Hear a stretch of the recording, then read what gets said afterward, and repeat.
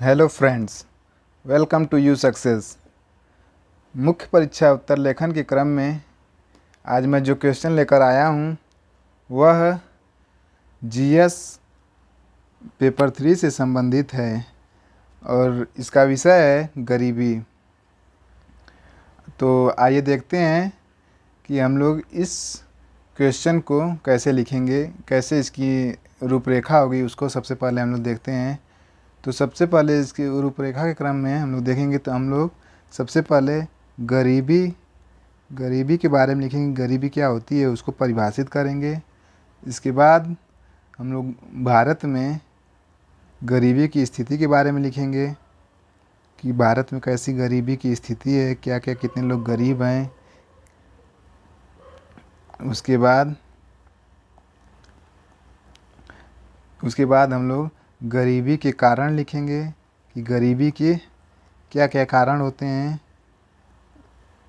इसके अंतर्गत 5-6 पॉइंट लिखेंगे, 4-5 पॉइंट।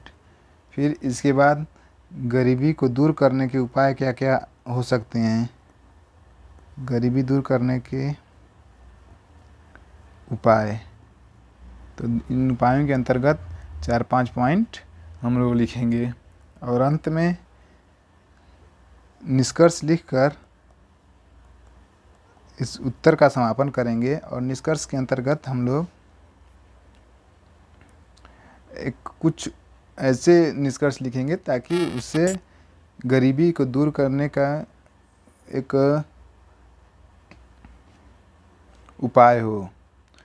तो आइए चलते हैं, अब हम क्वेश्चन को लिखना स्टार्ट करते हैं और देखते हैं कि एक मॉडल उत्तर कैसे इसका लिखा जाएगा। तो चलिए देखते हैं।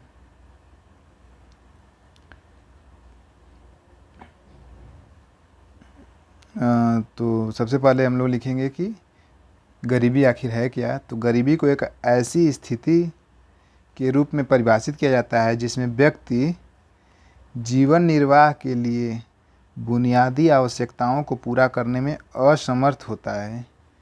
भारत में उपभोग और आय दोनों के आधार पर गरीबी के स्तर का आकलन किया जाता है कि एक व्यक्ति कितने कमा रहा है और कितना एक दिन में खर्च कर रहा है, उसके आधार पे गरीबी का आकलन किया जाता है।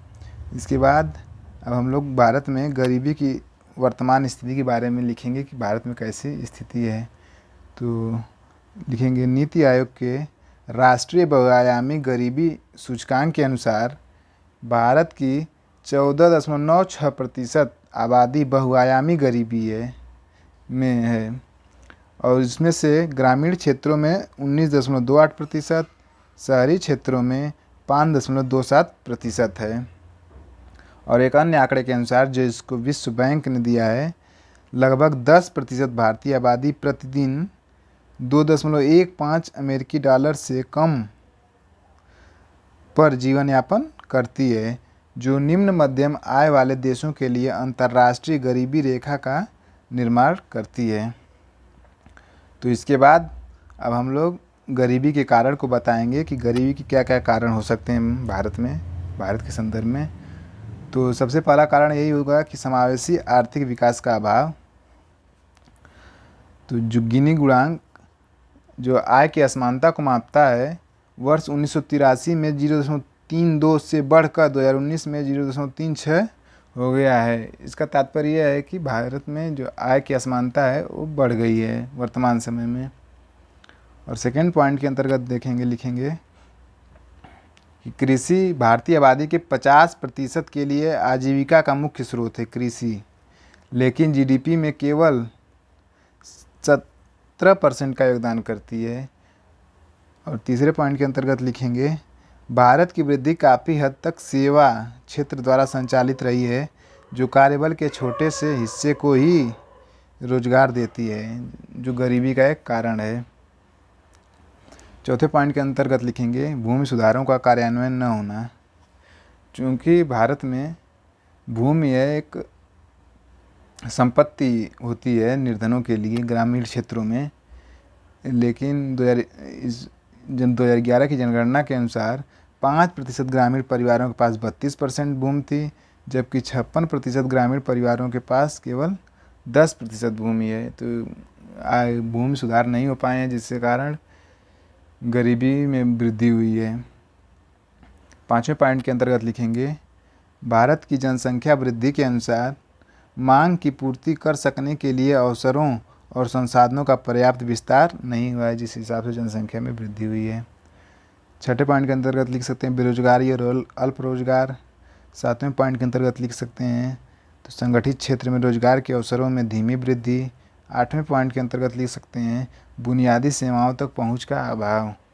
इस प्रकार से हम लोग देखते हैं कि ये सभी कारण गरीबी के कारण हैं, जो भारत में सामान्यतः देखने को मिलते हैं। अब इसके बाद हम लोग गरीबी को दूर करने के उपायों के बारे में बताएंगे, कैसे गरीबी को दूर की जा सकती है। तो गरीबी को सर्वप्रथम दूर करने का उपाय यही है कि अगले 25 वर्षों में 7% की निरंतर वृद्धि की आवश्यकता है। अगर 7% की निरंतर वृद्धि होगी तो गरीबी को दूर किया जा सकता है, क्योंकि उससे लोगों के आय में वृद्धि होगी।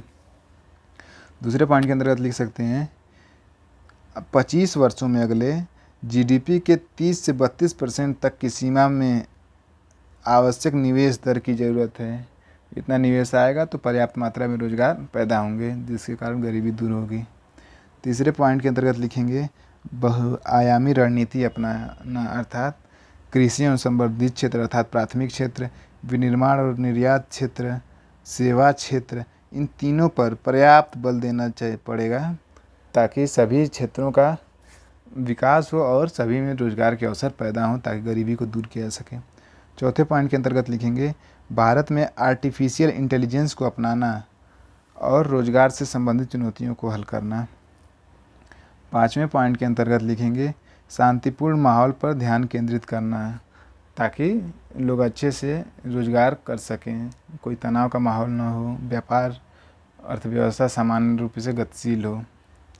अब अंत में हम लोग निष्कर्ष लिखेंगे।